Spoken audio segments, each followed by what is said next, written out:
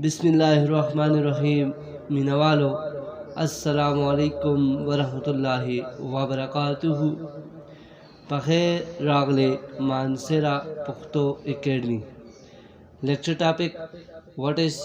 क्रिटिसिज्म तनकीद सतावई तनकीद क्या है दा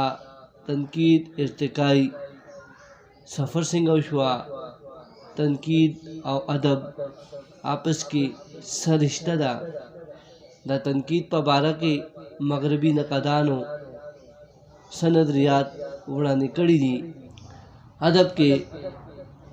दा तनकीद मकाम और मर्तबा सदे दगा टोल मुज़्वात बाने दे वीडियो के खबर कीगी कौम चे जमुंग नवे कतुन की दी आवरदुन की दी स्टूडेंट्स दी आगुता जमुंग दा मैसेज दे दा जमुंग पैगाम दे चे आगा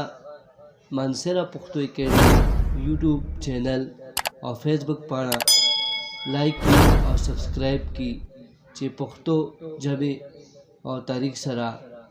वीडियो गाने आगुता और हसी राजे अखपुल लेक्चर पगाड़ा जू सक्रीत माने तस्ताखारी दा तनकीद और अदब आपस के दा यो मजबूता रिश्ता दा जोना बगैर बल तसवर नशी के दे अवल के दा अदब तख्लीक की ब्या आगा अदब मेयार मालूमोल दा पारा आगा बांधे तनकीद की मतलब दा शो चे तासु ता मालूम दा अदब और तनकीद आपस के यो मजबूत रिश्ता दा टोलो नमक के खो यो शायर या अदीब ता अदब यो फन पारा तख्लीक कवी लका नज़म गज़ल कसीदा रुबाई अफसाना ड्रामा दा यो अदब फन पारे दी ना नज़म और नसर के टोल नमक के यो शायर अदीब दा अदब फन पारे तख्लीक कवी ब्या आगा बाने तनकीद की लका यो शायर टोल नमक के शेरुन लिखी अफसानेगार अफसाने लिखी लुस्तुन की ब्या दा शेरुन और अफसाने लोली नागा लुस्तुन को के बाद दस यूं भी जे आगा फन पारो फन और जुर्खत बने खा हुई दुदुई तबिया नकदान वयुमुगा नागा नकदान यो शायर यादी फन पारो हक कला चे अकपुल तफसीर की अकपुल राय वर कवि नो देता अदबी तनकीद वही दा तनकीद टिके अरबी जब टिके दे नक नारावते दे चिदिन माने गाने लरी मिसाल पतोगा जहाज अगस्तल मेयार मालूमोल कला कोटा कतल खूबे यबुना बगोतकोल फैसला कोल वगैरह तनकीद मादा नून काफदाल दा और अकपुल लघवी दिन माने गाने लरी जहाज अगस्तल मेयार मालूमोल खूबे यबुना लटोल और योसीज पागला फैसला कोल दा टोल तनकीद लगत पा मानो पजुमर के राजी पा इस्तिलाह की तनकीद माना सदाकत और गैर सदाकत की इम्तियाज़ कौल दे दा इंसान फितरत दे और अक्ली तकाजा दा चे इंसान सखा वावरी ख्वाहिश या खूबे वीनी नुस्तायना बकवी और कला चे स नामुनासिबा बदरंगा एबदारा सीजे नजर राशि नवाखपुर राय सरगन कड़ी पदे डोल यो अदबी तख्लीक पहकला राय अखकारा कोल अदबी तनकीद बलनशी मतलब दाशो चे इंसान फितरत और अकली तकाजा दादा चे इंसान जिसा ख्वाहिश खस्ता सीज गुरी नुखा आगे स्तायना बकवी आगे तारीफ बकवी और कल चे सा बदरंगा नामुनासिबा एबदारा सीजे नजर राशि नो ब्या हम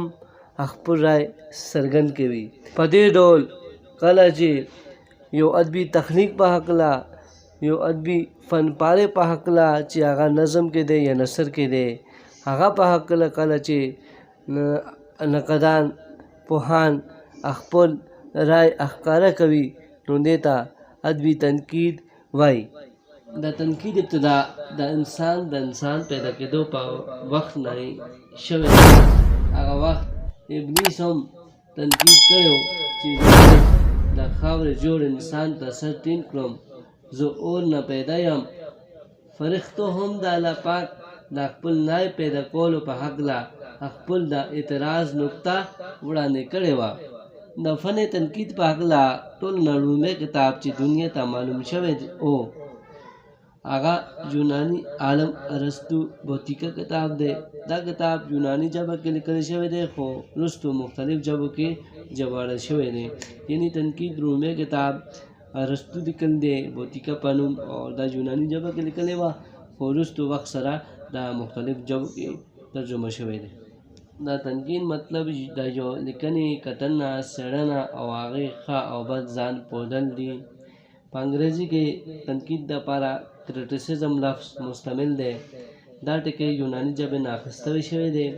چې مطلب یې یو څیز په هکله فیصله کول دی. مطلب یې دا دی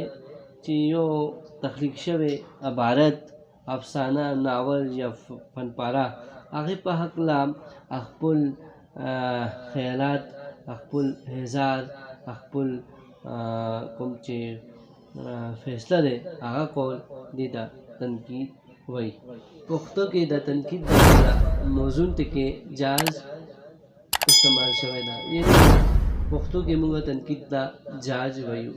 جاج اخیستل یا جاج وایو. دا په تاسو نه تپوس هم کیدی شي چې پښتو کې تنقید دپاره کوم یو ټکي استعمال شوی دی، نو جاج. د تنقید په هکله ځینې مغربي نقادانو کوم چې نظریات وړاندې کړي دي هغو باندې اوس خبرې کولې. ټي ایس ایلیټ وایي چې لکه د ژوند دپاره سا ضروري ده نو دغسې ادب دپاره تنقید ضروري دی. ټي ایس ایلیټ وایي چې څنګه چې انساني ژوند دپاره، انسان دپاره سا ضروري ده نو دغسې ادب دپاره تنقید ضروري دی. کالرج ولیکي د تنقید مقصد د تخلیقاتو محاسبه نه ده بلکې د ادب تخلیق اصول معلومول دي. یعنې کالرج لیکي چې تنقید مقصد دا نه دی چې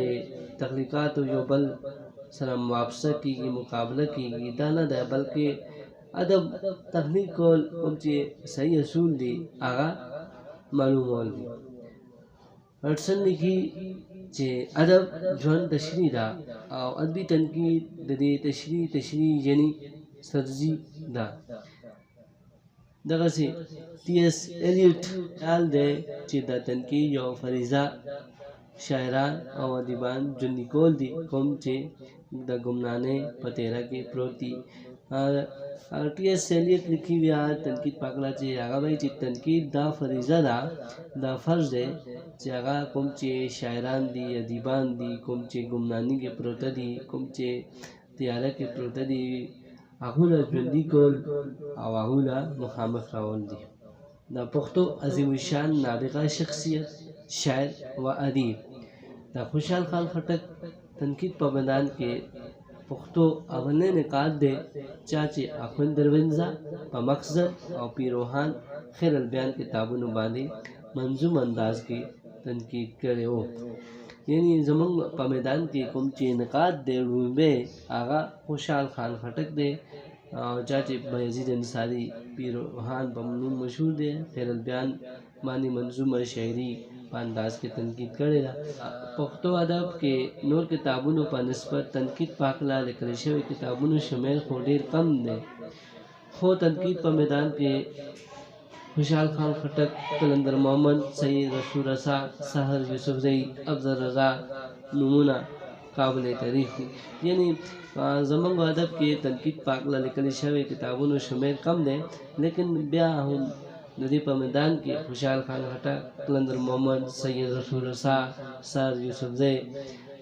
افضل رضا نومونه کوم چې دي هغه ډېر زیات ستاینې وړ دي، ځکه چې د تنقید په میدان کې کوم چې خدماتونه دي، کار دی، هغه ستاینې وړ دی، هغه قابل تعریف دی.